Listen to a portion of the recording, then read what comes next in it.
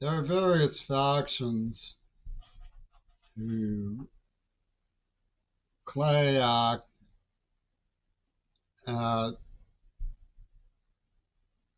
forming political coalitions around the imagined idea of my self-importance. One of them is the St. Louis Post-Dispatch. I'll start with them. The reason they're interested is that Yusu Endor has vowed to confiscate any property or intellectual heritage that I have because a make-pretend operation he pulled off in partnership with Gail Burson.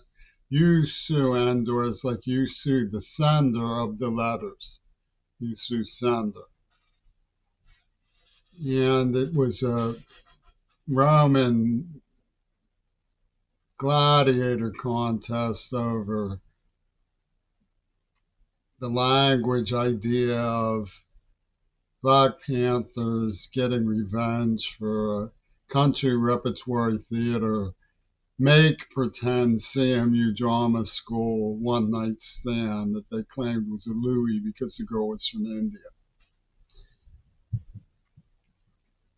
And they provided, the Rusted provided the soundtrack, and the Indians had a flashed mob going at Carnegie Mellon with the scratch poets and so on.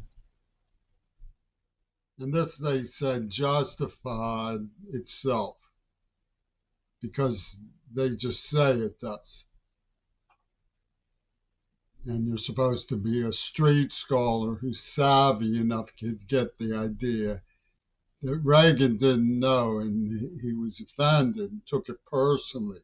The queer bait was questioning his tax and spend militarism in the Pitt News. And St. Louis Post-Dispatch knows that I have a grandfather who was a distinguished citizen of Poplar Bluff, Missouri, as was his wife Marie, who was married 66 years. And they claim various things in favor of Pittsburgh's kidnapping and torturing me. Like if you let them drag you through grass, or no, Jimmy Creary let the Zionists drag him through glass. He stuffed clay in his brick was something Donald Gruber used to say. Rather than he was terrorized and dragged through glass, which is much closer, which is the reality. Genuinely subjected to terror, horrible terror as a child, mind-shattering. And we know that the St. Louis Post-Dispatch looks at thousands and thousands of children being molested, mauled, torn to pieces, subject to shrapnel, dragged through glass, flattened by bulldozers, and laughs. We know that about them. They laugh.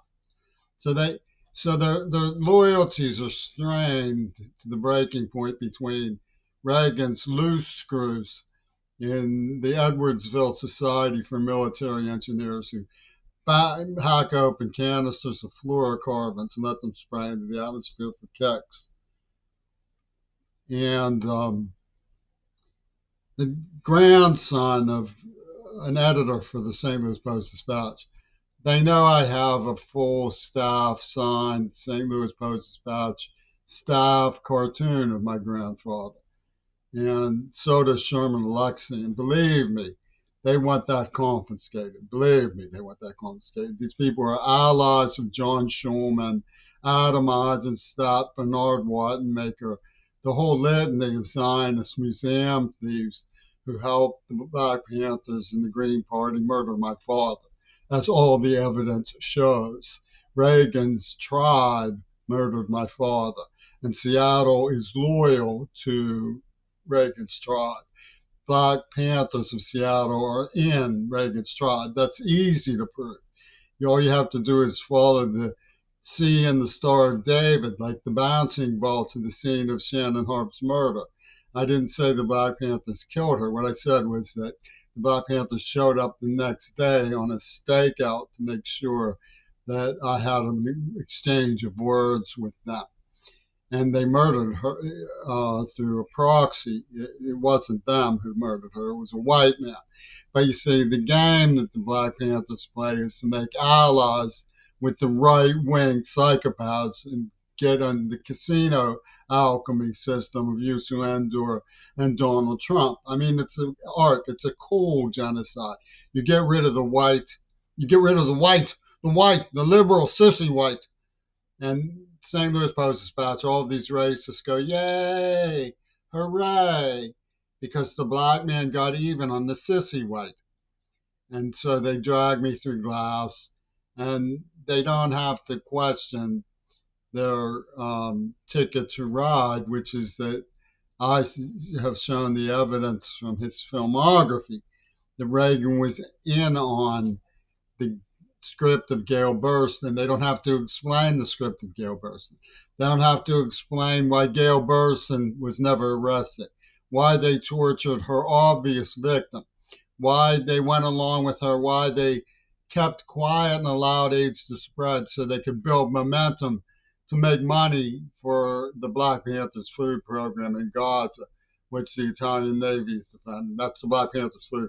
Ask Sabi Sabs if you don't believe it. They build momentum for the attack on Gaza so they can promote themselves as the Black Panthers flotilla, bringing a lunch program to Gaza. You know, this kind of whoop-de-doo is notorious from the St. Louis Post-Dispatch.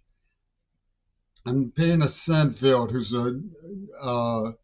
was honorary the sacred, the African ancestor, because he was a British extremist, genocidal extremist, who played pornographic genocide during the AIDS attack. And he said, smiles is the puppets dance. And you know the Black Panthers ain't puppets dancing. That was Cornel West who stuck in your mouth queerball. So this is the whole situation with Peter Gabriel and Ronald Reagan and Donald Trump. They get to torture and execute somebody. When asked why, they say, well, maybe it was the Black Panthers who Charlie Kirked them. You know, this is the nightmarish weaselry, and it's a snuff movie.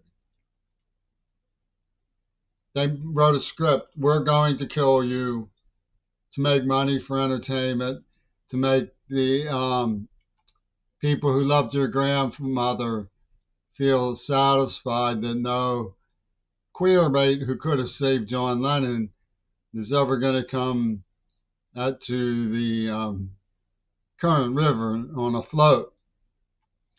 You know, these sort of weird, cliquish Midwestern, you know, the people in Seattle like to say that Seattle's like a small town. You know, and they are. They're demented cult-like weirdos. It's like a demented Midwest out here in the Pacific Northwest. And this is what they really do. This is what they scribble between the lines. They make up these things, you know. The white man was victimized. Therefore, when the black man kills the black man, it's the white girl's fault. And they don't even bother trying to relate them. They go zoom, zoom, zoom, zoom. So when the King Crimson Band helps an Attica State prison psychiatrist who is known to have said to Jimmy, I want to put you under hypnosis. An Attica State prison psychiatrist had control of a 9-year-old child and put him under hypnosis. The St. Louis Post-Dispatch advocates for the Zionist psychiatrists from the Attica State Prison psychiatrists, as do the Black Panthers, because they get to claim the priceless cartoon from the St. Louis Post-Dispatch. It's a Sotheby's thing. And they say, I sit at home and masturbate. You should see Governor Bob Ferguson doing like this here when he hears Queerball got into it with Aaron Dixon and Woody Allen. He does like this. Ooh, ooh. and they want me to value that they have respect for me. It's yeah. I'm a marginalized person. I don't go out there demanding people respect me because I know that I'm a marginalized person. I live my life and I take care of myself. I've accepted that they invaded my home and they're not going to allow me to have a girlfriend. They're too psychopathic. They have this chart of abortions and stuff. They put a lot of military science into this production of those. They put a lot into it. So I take care of myself. But let me just ask you a question. Do you really think I value your respect? Do you think I value it? Because you're mistaken. You should get it through your head that I don't value your respect. I don't value it. I don't value what you mean by it. I don't value what you mean to do with it. I don't mean to. I don't value your demand for it. I think that it's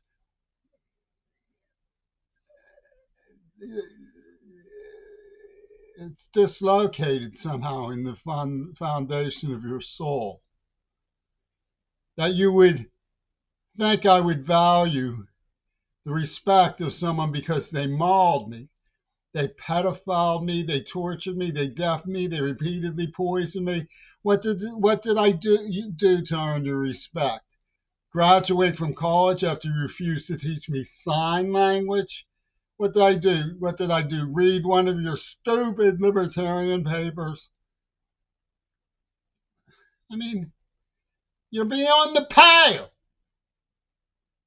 Fuck you, Seattle. Fuck you. Don't darken my doors.